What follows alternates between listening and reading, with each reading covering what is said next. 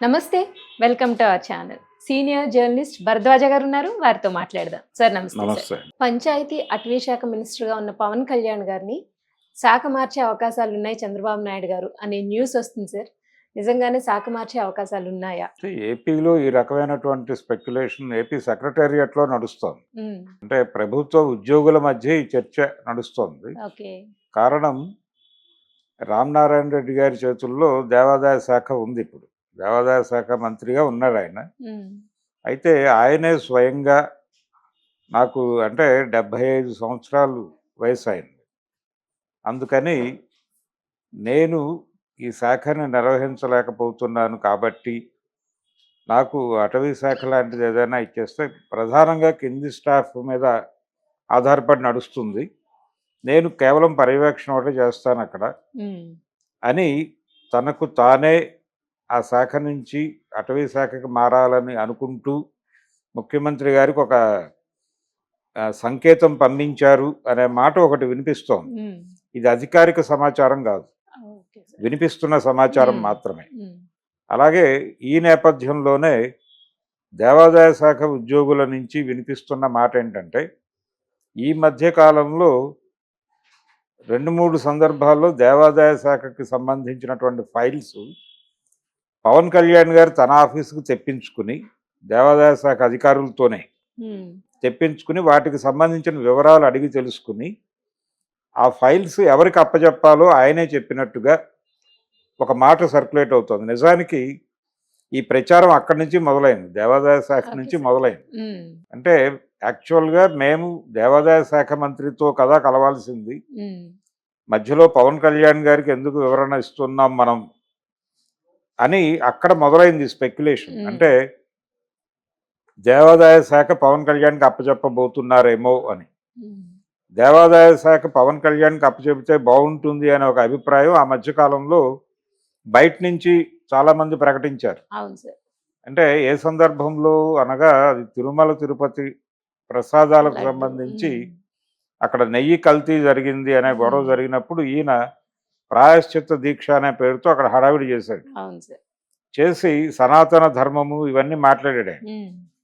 ఆయన ఆహార్యము ఇవన్నీ కూడా ఆయన మాట్లాడిన పద్ధతి చాలా ఫెరోషియస్‌గాను అలా నడిచింది.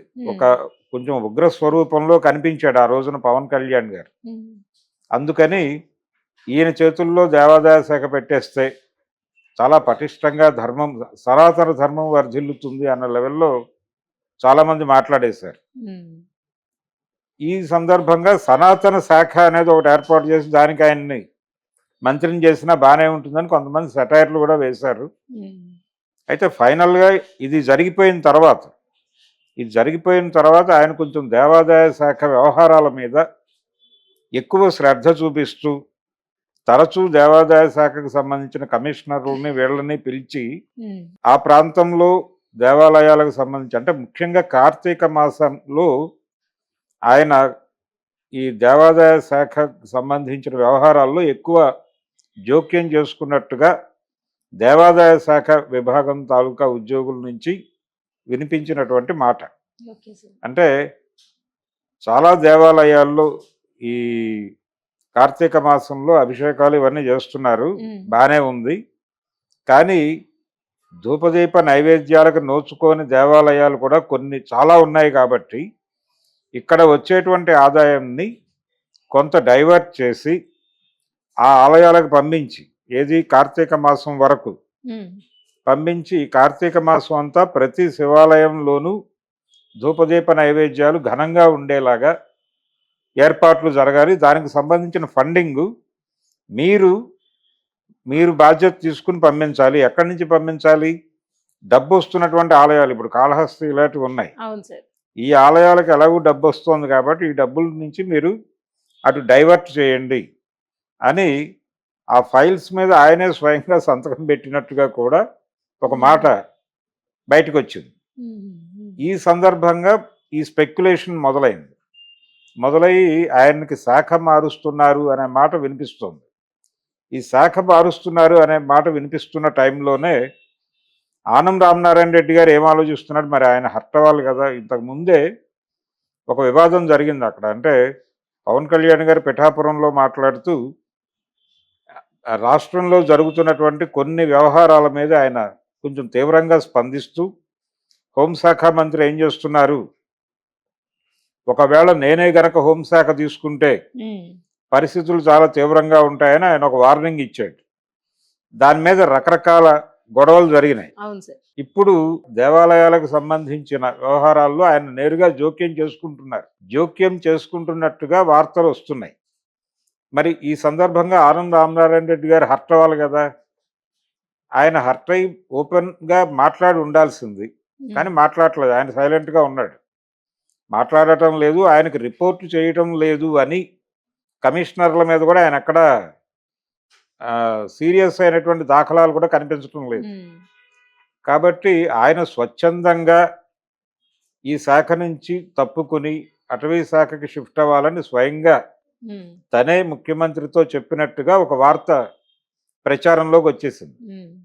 ప్రస్తుతం ఏపీ సెక్రటేరియట్లో జరుగుతున్నటువంటి పుకారుల్లో, అంటే ఇప్పుడు దాదాపు ప్రపంచం అంతా పుకారుల మీదే నడుస్తోంది.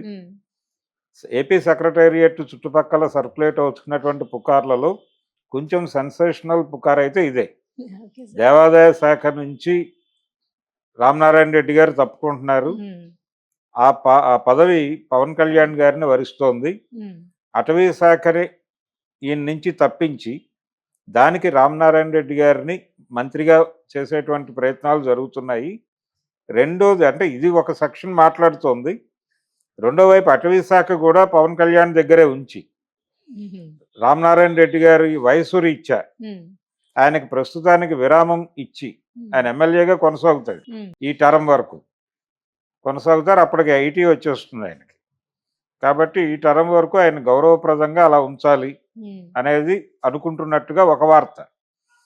లేదు, ఆయన్ని దేవాదాయ శాఖ మంత్రిగా అలా నామమాత్రంగా కొనసాగిస్తూ ఆ శాఖకు సంబంధించిన వ్యవహారాలన్నీ కూడా పవన్ కళ్యాణ్ చూసుకునేందుకు స్వయంగా ముఖ్యమంత్రి గారే అనుమతి ఇచ్చేటట్టు ఒక ఏర్పాటు ఏదో జరగబోతోంది అని ఈ ప్రచారాల మధ్య ఇప్పుడు ఇంకొక స్పెక్యులేషన్ కాదు, అది వాస్తవం. ఆయనే అంగీకరించారు, ముఖ్యమంత్రి గారు స్వయంగా ప్రకటించారు నాగబాబు గారిని రాష్ట్ర కేబినెట్లోకి తీసుకుంటే ఆయనకే పదవి కేటాయిస్తారు అనేది ఒక చర్చ. అటవీ శాఖ ఒకవేళ ఆయనకు ట్రాన్స్ఫర్ చేసి ఈయన ఇక్కడ వరకు ఈ దేవాదాయ శాఖకు సంబంధించిన బాధ్యతలు చూసుకుంటారా అనేది ఒక స్పెక్యులేషన్. ఇవన్నీ జరుగుతున్నాయి. అయితే ఒకటి మాత్రం వాస్తవం,